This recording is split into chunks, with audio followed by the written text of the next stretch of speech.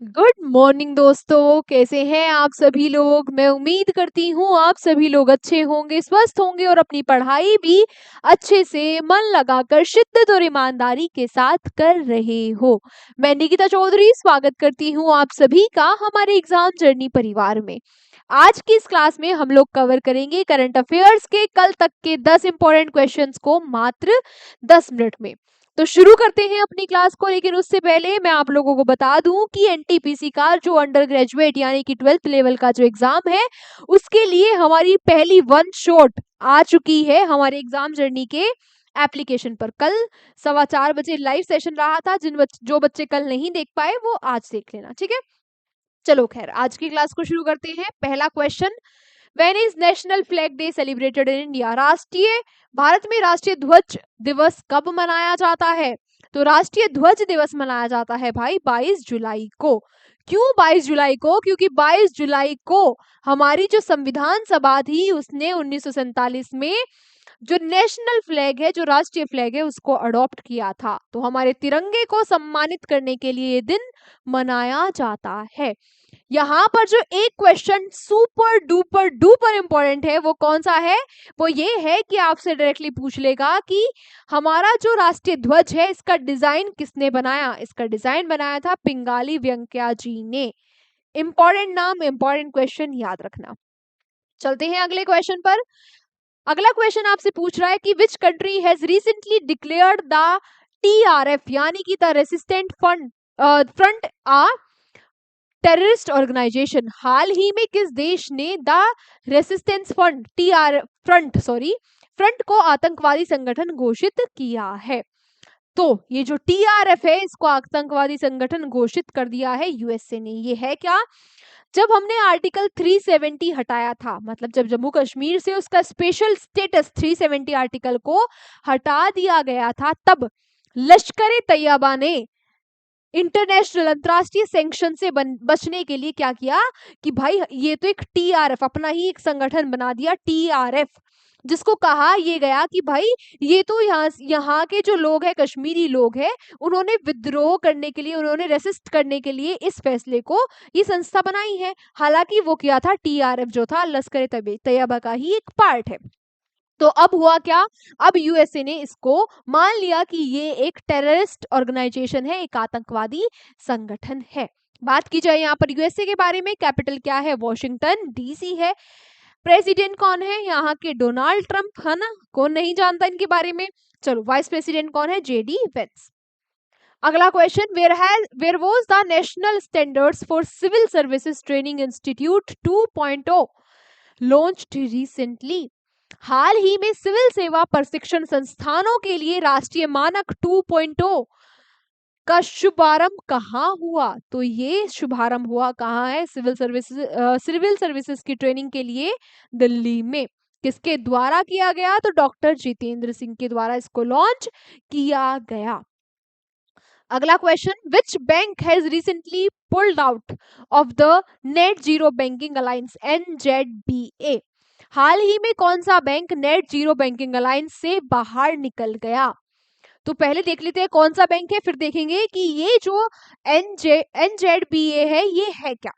तो बैंक जो बाहर निकला है वो है HSBC बैंक, जो कि यूके का एक मेजर बैंक है और पहला बैंक है जिसने इस संस्था को छोड़ दिया। अब ये जो संस्था थी ये है क्या? ये नेट जीरो बैंकिंग अलायंस है क्या? इनका टारगेट है, बहुत सारे देशों के बैंक एक साथ आए हैं और इनका टारगेट है कि 2050 तक क्या होना है? Net zero green house gas का एमिशन करना है। उसके लिए जो भी योगदान होगा ये बैंक साथ मिलकर उसको करेंगे, है ना। यहाँ पर जो बात याद रखने वाली है एक तो यही है कि HSBC बैंक ने इसे पुल आउट कर लिया। उन्होंने कहा कि भाई हमारे कुछ और प्लान्स है क्लाइमेट चेंज टारगेट को लेकर, हम साइंस के फील्ड में कुछ काम कर रहे हैं, टेक्नोलॉजी के साथ हम अप्रोच करेंगे। उसके साथ दूसरी बात जो याद रखने वाली है वो ये है कि इसमें भारत का कोई भी बैंक इस अलायंस में नहीं है, कोई भी इंडियन बैंक इसका सदस्य नहीं है। अगला, where Indian oil refinery has been sanctioned, which Indian oil refinery has been sanctioned by the European Union? किस भारतीय तेल रिफाइनरी पर यूरोपियन संघ द्वारा प्रतिबंध लगाया गया? तो ये जो इंडियन रिफाइनरी है ये कौन सी है, नायरा रिफाइनरी, इस पर यूएन जो ईयू है, यूरोपियन यूनियन है, उसने सैंक्शन लगा दिया। इसलिए तो भाई यूरोपियन यूनियन ने सैंक्शंस लगाए हुए हैं रशिया पर। रशिया की जितनी भी रिफाइनरी है, जितने भी शिप्स है, बैंक है, सब पर इन्होंने सैंक्शंस लगाए हुए हैं। कब से, जब से रशिया यूक्रेन वॉर शुरू हुई है तब से। अब भारत वाली रिफाइनरी पर क्यों सैंक्शन लगाए, क्योंकि इसमें जो रशिया की एक कंपनी है रोसनेफ्ट, उसका 49.13% स्टेक है, इसलिए ईयू ने इसको भी बैन कर दिया। यहाँ पर बात आती है यूरोपियन यूनियन की, जिसमें 27 देश है, ठीक है।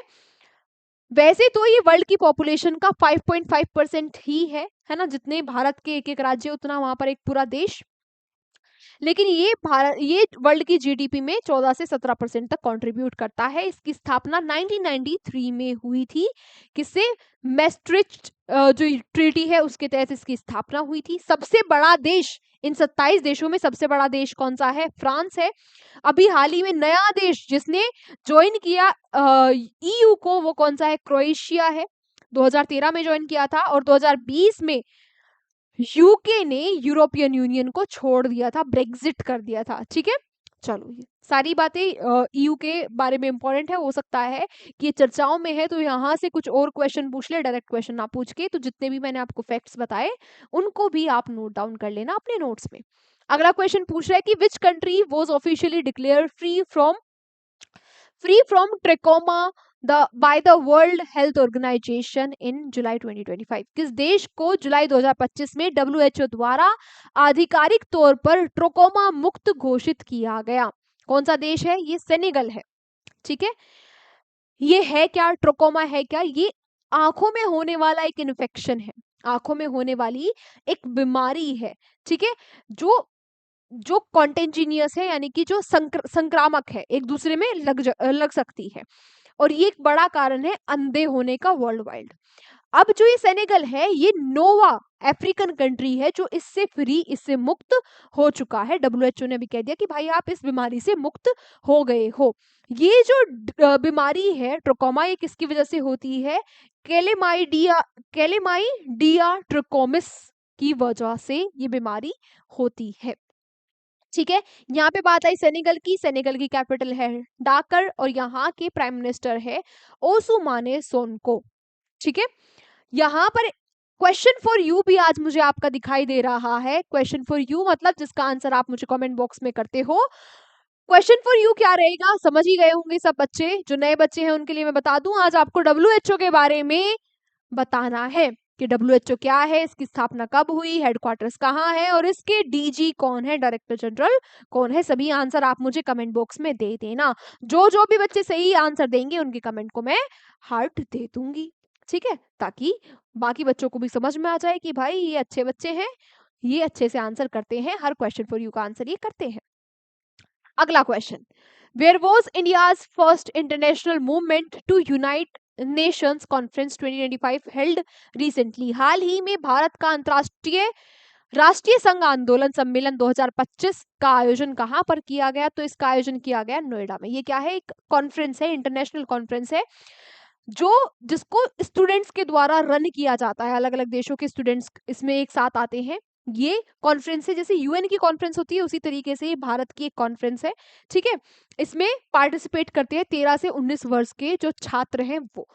इसकी स्थापना की गई थी 2011 में ऋषभ शाह के द्वारा, और इसके हेडक्वार्टर्स मुंबई में है। बात आई समझ में? अभी फिलहाल जो ये कॉन्फ्रेंस है इसका उद्घाटन किया गया हमारे union minister of commerce and industry, कौन, पीयूष गोयल जी, इनके द्वारा।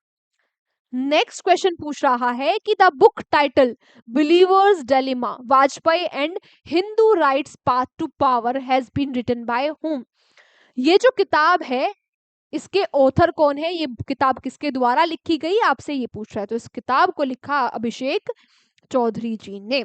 ये बुक किसके ऊपर है, ये बुक वाजपेयी जी के ऊपर, वाजपेयी जी का जो पॉलिटिकल करियर है उसके ऊपर इस किताब को लिखा गया है। वाजपेयी जी 10वें प्राइम मिनिस्टर बने थे भारत के। 2015 में इनको भारत रत्न से सम्मानित किया गया, और 1992 में इनको पद्म विभूषण से सम्मानित किया गया था।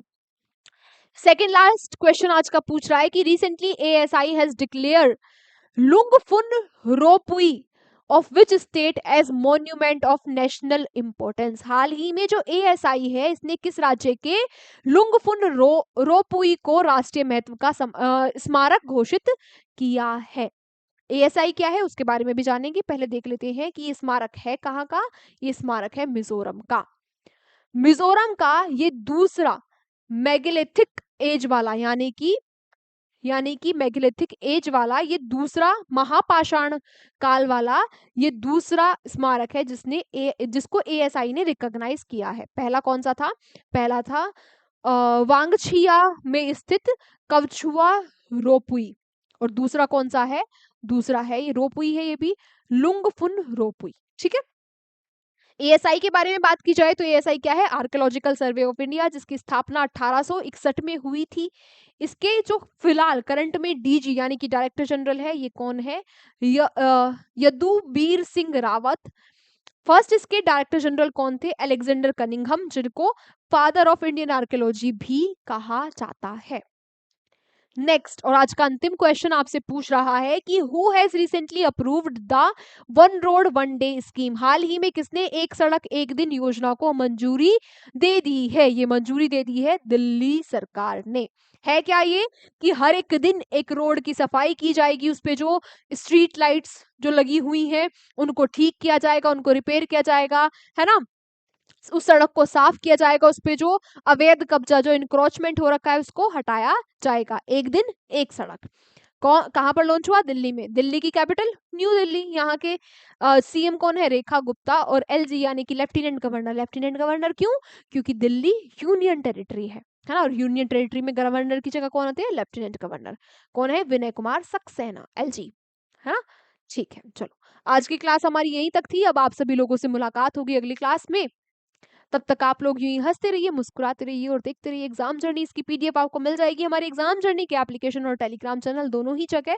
तो जहां से आपको कन्वीनियंट लगे वहां से आप PDF ले लेना और अपने नोट्स को कंप्लीट कर लेना। रिवीजन आज के आज ही कर लेना, बैकलॉग्स मत रखना। आज ही नोट्स बना लेना, आज ही रिवीजन कर लेना एक बार आज की क्लास का, क्योंकि revision is the key to selection. ये बात याद रखनी है, दिमाग में छाप लेनी है। मिलते हैं आपसे अगली क्लास में। Take care, bye bye.